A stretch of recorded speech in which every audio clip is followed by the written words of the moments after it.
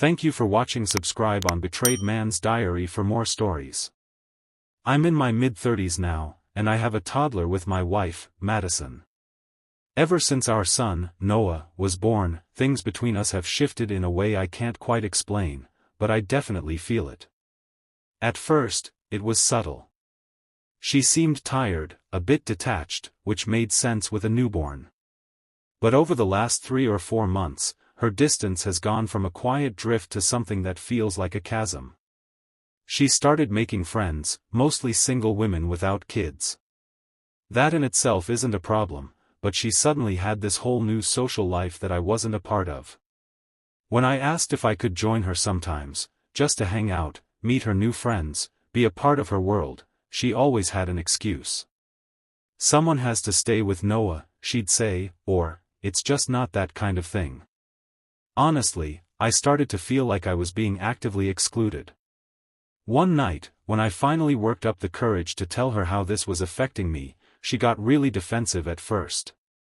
Then she opened up and said something that stuck with me. She told me she felt like she lost herself, her identity, during pregnancy, breastfeeding, and all the intensity of being a new mom. That she was drowning in diapers, schedules, and feedings, and now she just wanted a taste of freedom again. She said she needed to rediscover who she was outside of being a mother or a wife. At the time, I tried to be supportive, even though it hurt to hear. I understood, on some level. I mean, I've had my own moments of feeling like I was slipping away from myself, too.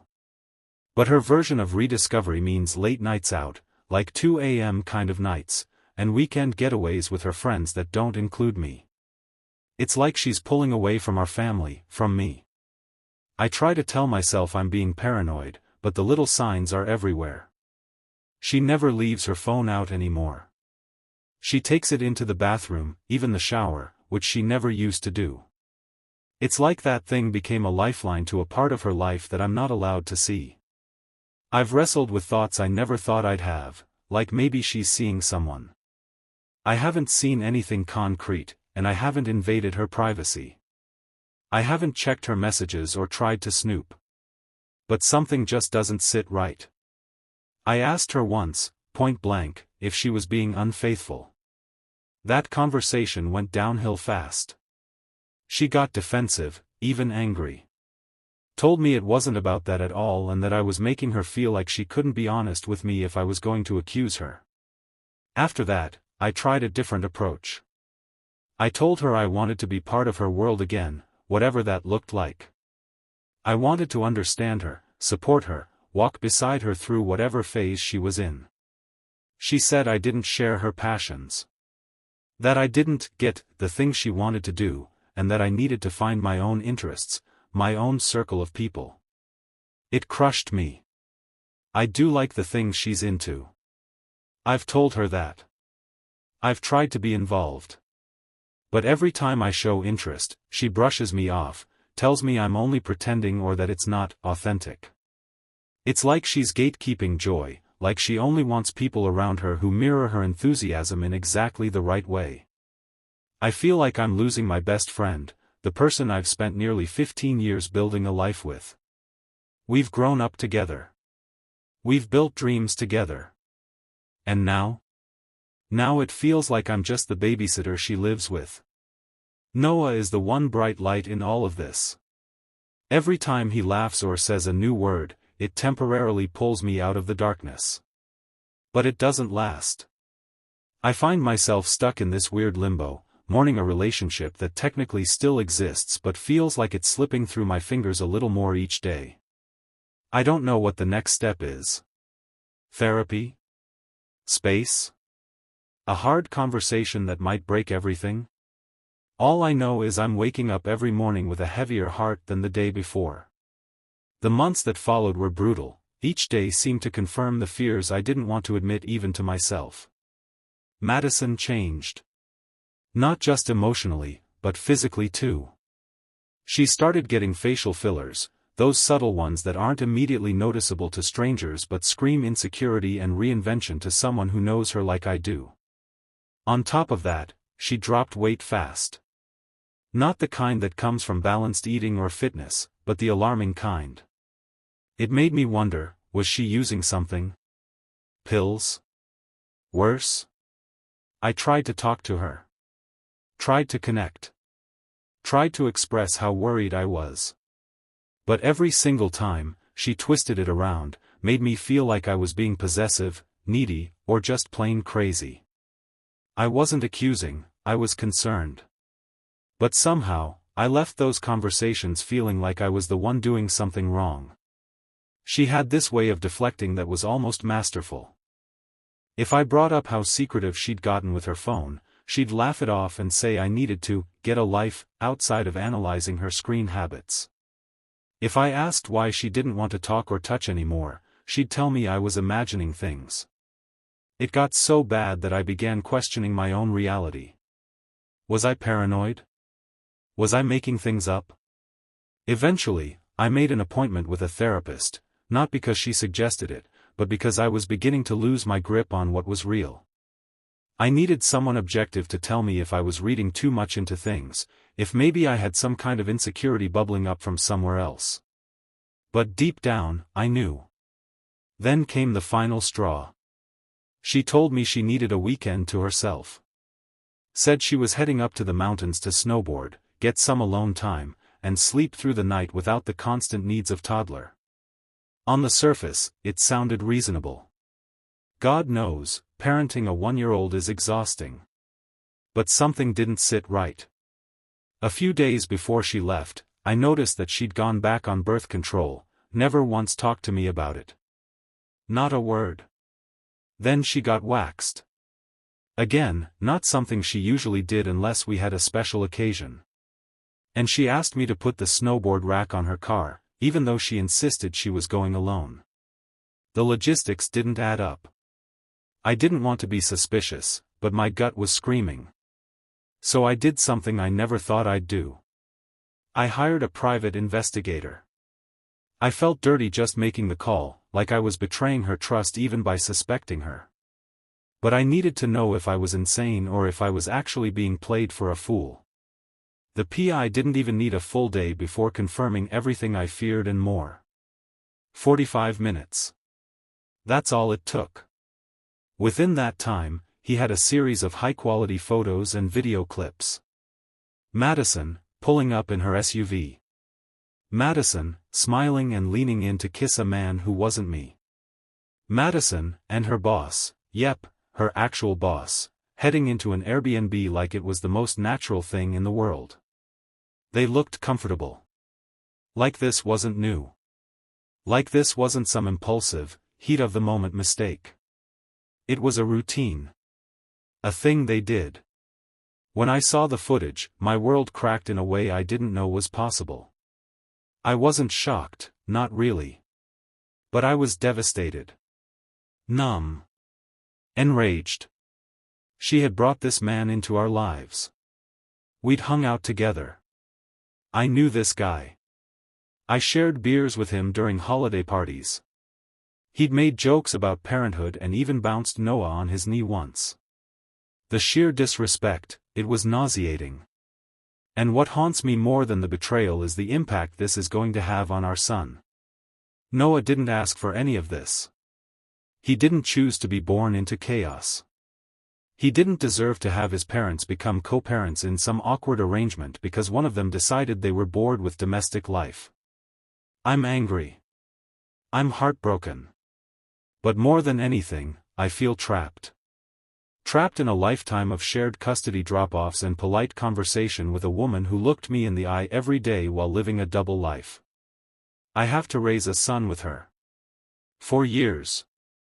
Decades, even. And every interaction will be a reminder of this moment, of her choosing instant gratification over our family.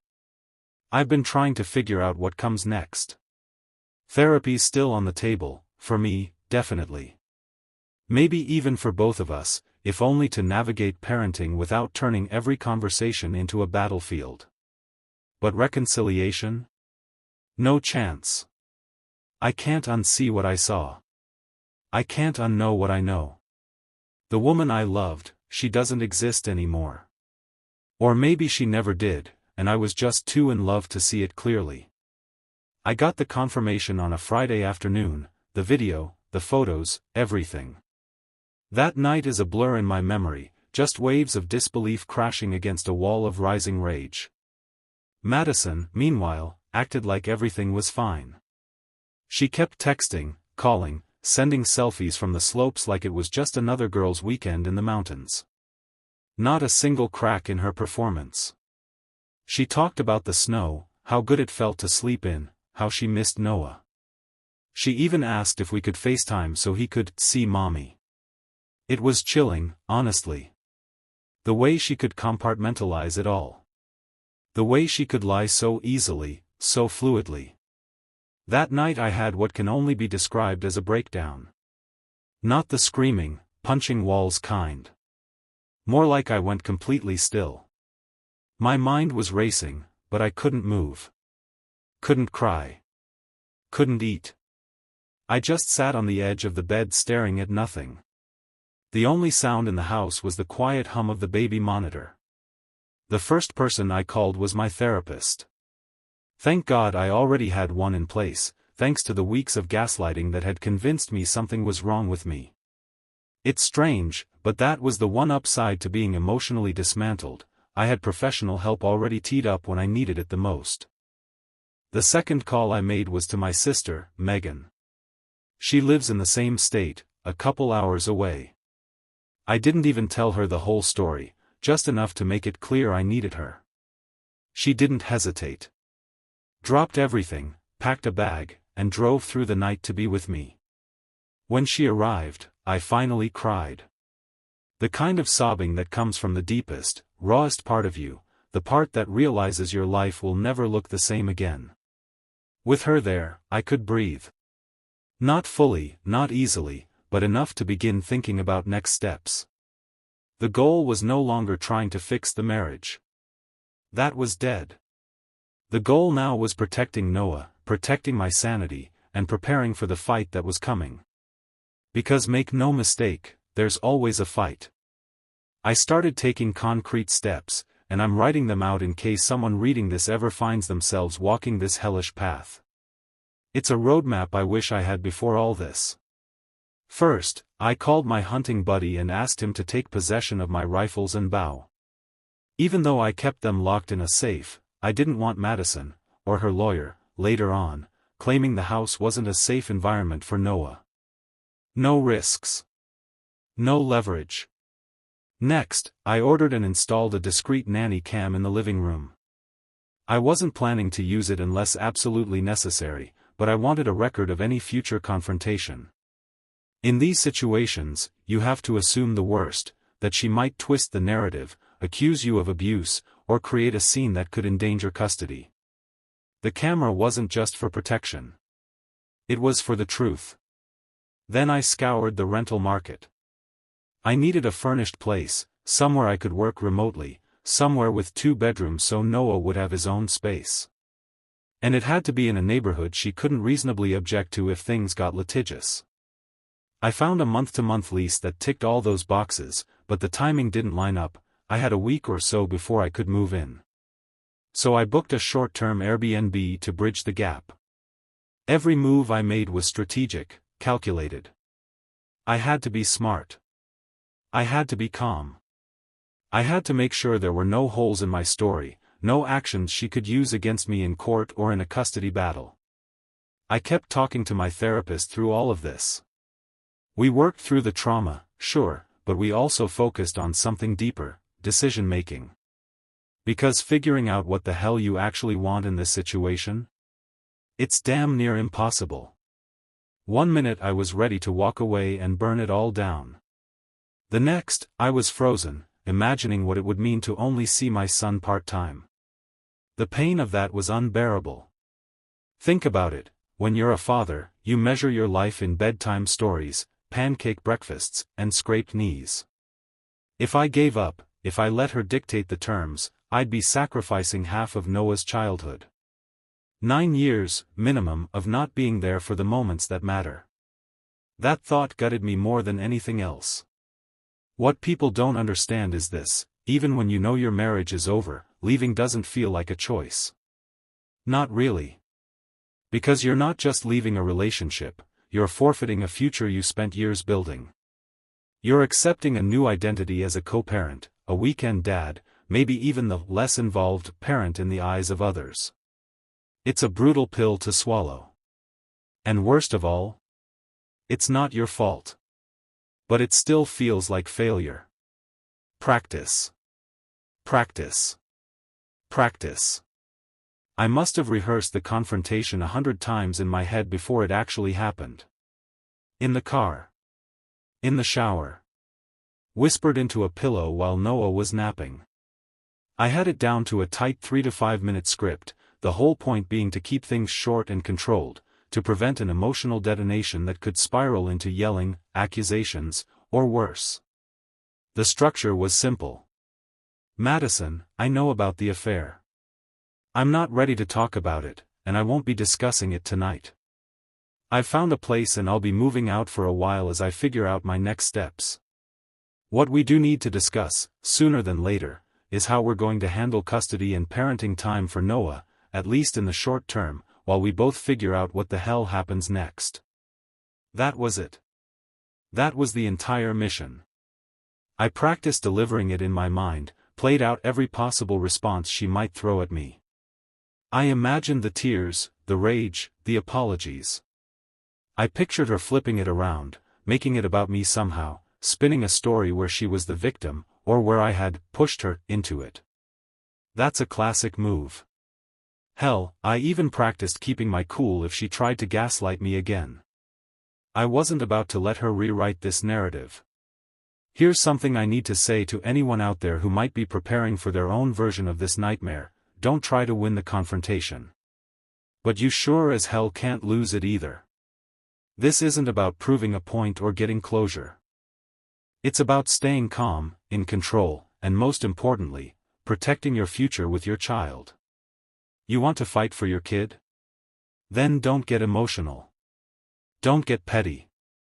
Don't throw her stuff out on the lawn or set her clothes on fire, no matter how badly you want to. Don't take revenge. Don't give her any ammunition she can twist and use against you later. Because here's the hard truth: you're not done with this person. Not even close. As long as your child exists, you are bound together, for drop-offs and graduations, for birthdays and parent-teacher conferences, for braces and breakups and everything in between. This person just detonated your marriage, but they are still the other half of your child's world. Make it easier for yourself down the road. Choose grace, even when it's the last thing you want to offer. So when the day came, I was ready. Madison got home Sunday morning, acting like the whole weekend had been nothing but fresh powder and hot cocoa. She dropped her bag by the door, made a show of kissing Noah on the forehead while he slept in his crib, and poured herself a coffee like everything was totally normal. It was eerie, like watching a stranger play the role of my wife. I waited until she sat down at the kitchen table, then I calmly stepped in. No yelling. No accusations. Just my rehearsed script. I know, I said quietly, but firmly. About the affair. Her face didn't even twitch. No flinch. No gasp. Nothing. I kept going, stuck to the plan. I'm not ready to talk about it yet, and I won't be doing that today. I've arranged to move out while I figure out how I want to proceed. But we do need to sit down soon and figure out how we're going to handle parenting time with Noah. I want to be in his life just as much as ever. That hasn't changed. Silence. Dead silence. She just stared at me, lips pressed together, her eyes blank. Not angry. Not sad. Just neutral. It was like she had removed herself from the moment entirely. A complete emotional void. No denial. No tears. No apology. No, it was a mistake. Not even the usual, we can work through this. It was a response I hadn't prepared for, because it wasn't a response at all. And I'll tell you what, that hurt more than any scream or sob could have. The silence screamed louder than any defense she could have made. It was confirmation. Not just of the affair, but of the emotional vacuum where our marriage used to be. There was nothing left. Not even the pretense of care. She sat there like I just told her I was going to the store for milk. Noah cried out from the crib upstairs, and that was the only sound that broke the stillness. I remember turning away, walking up those stairs, and scooping him into my arms, holding him tight like he was the last real thing left in my world. Because in that moment, he was. It's been a few days now, and I've kept going to therapy. Honestly, it's been my anchor. Every session pulls back another layer of what I've been through, not just the betrayal, but the psychological warfare that came before it. I've started to understand just how deep the gaslighting went, how expertly she rewrote reality over and over until I didn't even trust my own instincts anymore. It's a pattern, I've learned. A painfully common one. When someone cheats, they often need to create a narrative in which their actions are somehow justified. That way, they can look at themselves in the mirror without completely breaking. And what better way to justify betrayal than to slowly convince your partner that they're the problem? That they're too needy. Too suspicious. Too boring. Too emotionally unavailable. Too much, or not enough, of something. Madison did all of that. Every little deflection, every time she dismissed my concerns, every subtle way she made me question my reality, that was all part of the script. And at the time, I bought it. I didn't see the gaslighting for what it was. But now I do. I see it clearly. And even now, she's still trying to manipulate me. She's floated the idea that we should try to work things out for Noah. That we should stay together for the sake of the family. That what she did was just a mistake and that it only happened once. That it was a moment of weakness, not a pattern. That she's sorry. But here's the thing, I don't trust her. Not even close. And the truth that's even harder to admit? I don't trust myself in this situation either. Every time I try to have a real conversation with her, I feel myself slipping, doubting my memory, my reasoning, my gut. I spiral into this weird mental loop where I start thinking maybe I overreacted. Maybe it was a one-time thing. Maybe I wasn't meeting her needs. Maybe if I'd been more present, more fun, more whatever. That's what abuse does.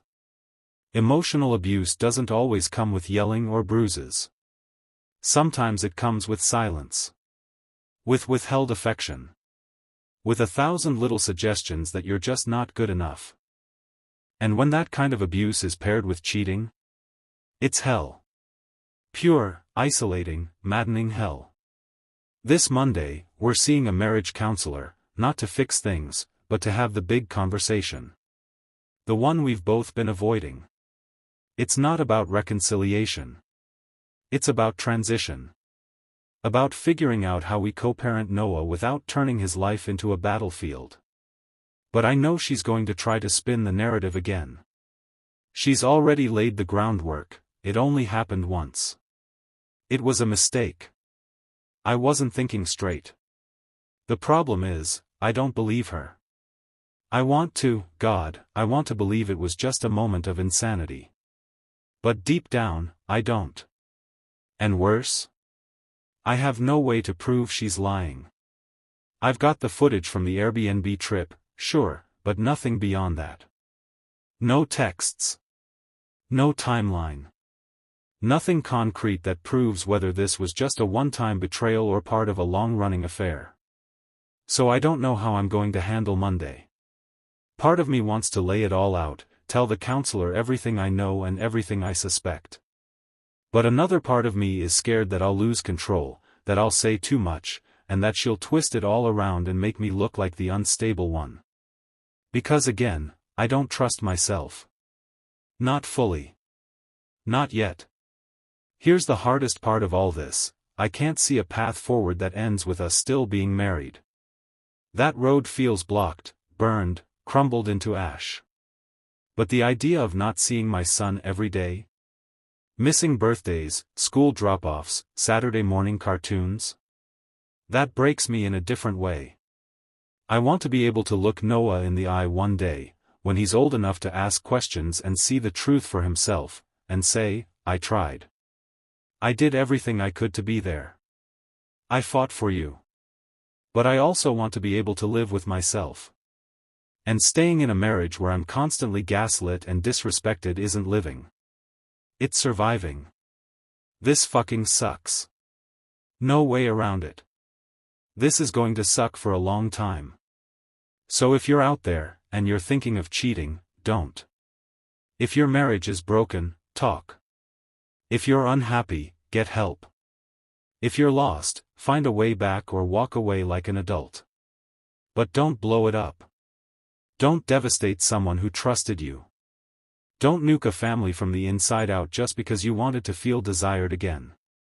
Because this is hell. And the worst part is, it doesn't end. Shortly after I moved out of our home, a buddy called me up. His wife had gone out to dinner with Madison and another one of her friends. All three of them used to be tight, part of a little mom friend group that went to yoga together and planned wine nights. According to my friend, things got weird that evening. Apparently, Madison was clearly a little tipsy and began to pour her heart out. She told them the whole story, from her point of view, of course, about the affair, the consequences, the emotional distance between us, which, according to her, made her throw herself into the arms of her boss, let's call him Benny. But when her friends didn't exactly leap to her defense, Madison doubled down. She invited Benny to come join them. Seriously. The guy she blew up our family for. She brought him out to dinner with her friends like it was no big deal. My friend said it got awkward fast. Madison was all over him, touching, laughing too loud, throwing herself into his space. Like she was trying to prove something. Or maybe trying to convince herself that she'd made the right choice. Either way, it was painful to hear. Later, she admitted to me that she had gone home with Benny that night. Said she just couldn't be alone, and that her friends had made her feel abandoned. Claimed she slept on his couch.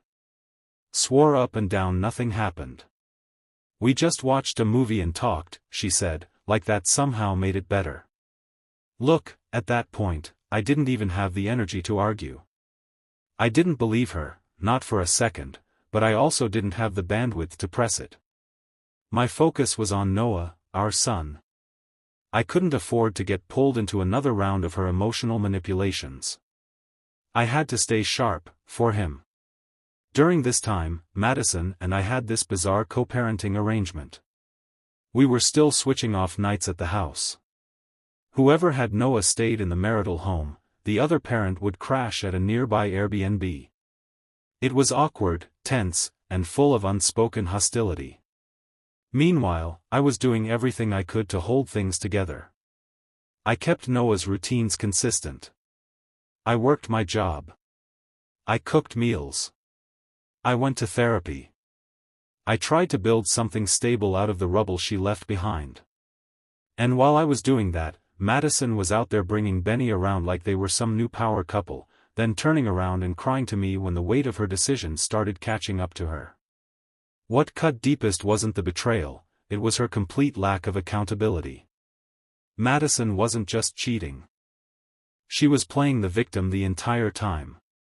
She tried to paint herself as the one who was abandoned, unsupported, misunderstood. She told anyone who would listen that she was just trying to find herself, and that I was emotionally unavailable, distant, even controlling. None of it was true, but I learned quickly that cheaters need a narrative to live with themselves. She made hers.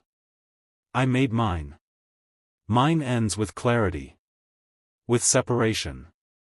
With acceptance. I'm not married to her anymore, not in any meaningful way. Madison is now the person I co-parent with. That's it. We're not friends. We're not allies. We're simply partners in raising our child. I've fought for as much time with Noah as I can get, and I'll continue to fight for it. Because he's the only thing that matters in this mess. He didn't ask for any of it. He didn't deserve to have his home torn in half. Eventually, we made our way to therapy. Not just because we wanted to, honestly, I didn't, but because it felt like a necessary step. If not to fix things, then at least to put some structure around the chaos. But therapy, it didn't go well. Not even a little. Madison wasn't ready. That much was obvious from the first session. Everything was trickle-truthed. She'd wait to see what I already knew, then reluctantly admit just enough to stay one step ahead of exposure. It was like she had a mental checklist of things she was willing to admit and would only tick one box at a time based on what I confronted her with. I brought up the weekend at the Airbnb. She insisted, tearfully, that that was the only time. She swore it was a one-off, a moment of weakness, the first and only time she crossed the line. She cried and begged me to believe her. Begged me to give her another chance. She said all the things you'd expect in a desperate act of emotional CPR. He doesn't even attract me, she said. He's short. He's older. I wasn't even thinking straight. She tried to frame the whole thing as some kind of existential breakdown. It wasn't about him, she kept saying. It was about me. He was just a symptom of what I was going through. It was a clever move, turning herself into the victim of her own bad choices. Positioning the affair not as betrayal but as a cry for help. I told her that if she wanted even a sliver of a chance, she had to come clean. The full truth. No more half-confessions. No more lies by omission. She refused. No matter how I asked, how I phrased it, how much I sat there wide open and vulnerable, she stuck to her story like it was gospel. It was maddening. And heartbreaking. After that session, I knew I couldn't keep doing this. I couldn't keep showing up for a person who couldn't even be honest with me, not after everything that had already come crashing down. So I made a call, I signed a long-term lease on a new place and focused on building a separate life. The plan, at that point, was to take a break from therapy and possibly revisit it in a few months. Meanwhile, Madison and I kept the 50-50 custody arrangement going. To her credit, she made an effort. Helped me set up my new place, even bought a few things for Noah's room so he'd feel comfortable in both homes. For a while, things were calm. Functional. Almost too normal. That's when we started divorce mediation. Wait, people ask me, why start mediation if you were still open to therapy? Because reality is slow and complicated. The truth is, we didn't want to be stuck in limbo forever. Therapy was a coin flip, and if it didn't work, and let's be honest, the first round had already flopped, we didn't want to waste another year in emotional purgatory. Mediation was a backup plan. The path forward if everything else failed. A couple months into mediation, the mediator asked if we'd seen a therapist who specialized specifically in infidelity. We said no, just a regular couples counselor. She offered us a list of referrals and asked if we'd be open to trying again. Madison said yes without hesitation. That surprised me. Then she looked at me and asked if I would be willing to go. I said yes too. By then, we were deep into mediation, splitting up assets, building a co-parenting plan. It felt like this was the final fork in the road. We go to this specialist and try again, or we finalize everything and close the book. Going into that first session, I gave our marriage a 5% chance. Tops. I know that sounds generous, especially after all the lies, the betrayal, the emotional manipulation. But the truth is, I still wanted to believe. I wanted her to walk into that room, drop the act, and finally own it. I wanted her to say, yes, I lied. I was scared. I didn't know how to admit it. But I'm ready now. Please forgive me. If she had done that, just once, if she had taken off the mask and stood in front of me as the flawed, human, regretful person I wanted her to be, I think I would have seen a path back. A long one, full of pain and hard work, but a path nonetheless. Why? Because the idea of forfeiting half of my son's life, it crushes me. Even now.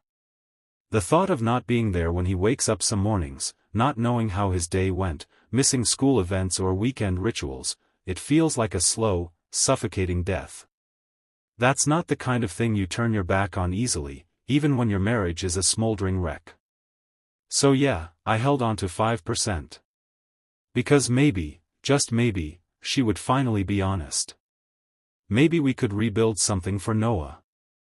Maybe there was still a version of this life where we didn't have to live in separate homes with a shared calendar and awkward exchanges at the doorstep. But that 5% came with one condition: she had to tell the truth.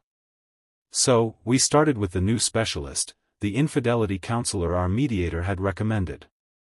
There was a joint introductory session where we both showed up and sat across from each other like two people trying to pretend they hadn't been dragging each other through emotional hell for months. Then a week later, we each had individual sessions. That was the structure, a foundation, then the deeper dive. It was after my solo session that things unraveled completely. I was pulled aside by someone I trust, a person who had no reason to lie, no dog in the fight, and they told me something I couldn't believe. Madison had still been seeing Benny. Even after everything. Even after the tears, the therapy, the promises, the one-time lie, the sobbing in front of a marriage counselor. She was still seeing him. Not just occasionally. Not just in secret. But openly enough that people knew. And more than that, she had brought him around our son. I wanted to scream. No, I wanted to collapse. Because we had an agreement. A clear one. If either of us was going to introduce someone new to Noah, we'd talk about it first. Get each other's sign-off. It wasn't about control, it was about protecting our child from confusion, from instability, from meeting a revolving door of adults. And she had broken that agreement. At first, I didn't want to believe it. I really didn't. I tried to write it off as a misunderstanding. So I checked. I asked around. Quietly. Carefully. And then the evidence landed in my lap like a punch to the chest: pictures, messages, time stamps. There was no denying it. It was all real. She had lied again. She had kept up the affair. She had brought the same man who wrecked our marriage into the same spaces where my son eats, plays, and sleeps. The same man who had smiled in my face months ago like everything was normal. It broke me. What kind of person does that? Why agree to see a specialist, why agree to anything, if you're just going to keep sleeping with the guy who detonated your life? Why not just end it? Sign the papers. Move on. It felt like something out of a sociopath's playbook. Like a twisted experiment to see how much deception she could weave before I snapped. I called her. No more playing nice. I asked, directly, "Are you still seeing Benny?" She didn't even try to deny it. "Yes," she said, like she was admitting to buying the wrong brand of milk. I asked if she had brought him around our son. She lied. Straight to my face, she lied and said, "Only when I didn't have Noah, and only after he was asleep." Like that made it better. Like being unconscious somehow meant my son hadn't been in the presence of the man his mother cheated with. Then I asked the real question, the one that had been burning in my chest since I found out. Why would you agree to see a therapist if you were still seeing Benny? Why drag us through this? Her answer? I didn't want Noah to grow up in a broken home. I lost it. I don't remember everything I said, but I know it was brutal. I think I told her she was just like her mother, a manipulator, a liar, someone who would burn everything down and then cry over the ashes like she wasn't the one holding the match. And then I hung up. After that, she started fishing, texting me these vague, gaslighting messages like, "Wow, you jumped to a lot of conclusions," and, "I thought you'd be relieved not to have to go through therapy anymore," as if I should be grateful that she finally torched what little hope remained. She tried to twist it, like I was the one overreacting. "I'm honestly appalled at the stance you've taken," she said. As if her betrayal was somehow neutral and my pain was the problem. And then I sat with it. Alone. Angry. Heartbroken. But mostly confused. So why did it still hurt this bad? Why did I agree to try again when I knew she had spent another night with him after I caught her the first time? Why did I hold on to even a sliver of hope when I'd already been given every reason to let go? I think the answer is simple, and sad. Because I wanted to believe. Because when you've spent years building a life with someone, raising a child together, some tiny part of you keeps hoping for redemption. For honesty. For something to show you that it wasn't all just a lie. That the person you loved once still exists in there somewhere. But sometimes they don't. And when that hope finally dies, it doesn't go quietly. It takes a piece of you with it. When I didn't have Noah, I started taking long walks at night. At first, it was just something to kill the silence. But it quickly became a routine, me, walking through dim streets under flickering streetlights, sorting through the wreckage of everything that had happened. No music. No podcasts. Just the sound of my own footsteps and a storm of thoughts I couldn't seem to outrun. On one of those walks, something hit me that I hadn't been able to admit before. I wasn't just upset about the betrayal.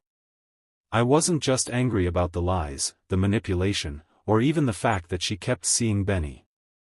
What gutted me, what truly broke something deep inside, was the feeling that she had chosen him over me. That realization felt like acid in my chest. Like I wasn't enough. Like all those years together, all the shared laughter, the inside jokes, the baby giggles, the quiet Tuesday night dinners, they meant less than whatever she thought she found in him. And to protect myself from that pain, I ignored a lot. I swallowed a lot.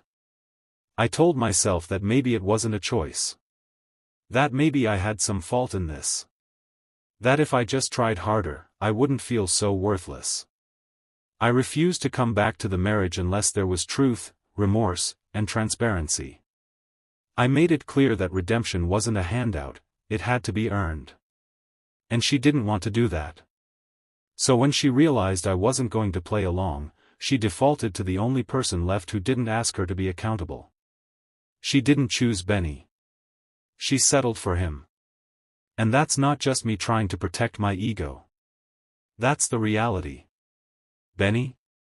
He's sending his kid from a previous marriage off to college. He's pushing into retirement years while our son is still learning to speak in full sentences. If he sticks around, and that's a big if, he'll be collecting Social Security by the time Noah's out of high school. That's the future she aligned herself with. And let's be real for a second, can either of them truly trust each other? He knows she cheated to be with him. She knows infidelity doesn't seem to faze him. That's the foundation of their entire relationship, a crack that runs straight through the middle. And imagine having to explain to people how they met. What do you say? Oh, we got together while she was married and I was her boss. Yeah, that's romantic. In the end, Madison took away any last shred of doubt I had. Moving forward with the divorce wasn't just the right decision, it was the only one that respected myself, my son, and the truth of what we lived through. I'll be stuck co-parenting with her for a long time. That's the reality. But now I get to do it from a place of clarity. No illusions. No desperate hope that she'll change. I've seen who she really is, and I'll never unsee it. And while that hurts, it also gives me power, the power to move forward with eyes wide open. If this seems disjointed, it probably is. I've written all of this in pieces, over late nights and long walks, in therapy parking lots and quiet weekends without my boy. At first, it was just for me. A way to process everything. But the longer I wrote, the more I realized that maybe sharing it could help someone else. So I changed the names and posted it here, as one final update. To everyone who reached out over these past months, even if I didn't respond, please know that I saw your messages. And they mattered. They truly did. In the middle of all this pain, your words helped me feel seen. And to Madison, if you ever happen to find this, just know, you are exactly like your mother. And whether you see it now or not, you're walking the same road she did. You'll end up just like her. Don't forget to like, share and subscribe for more dramatic tales.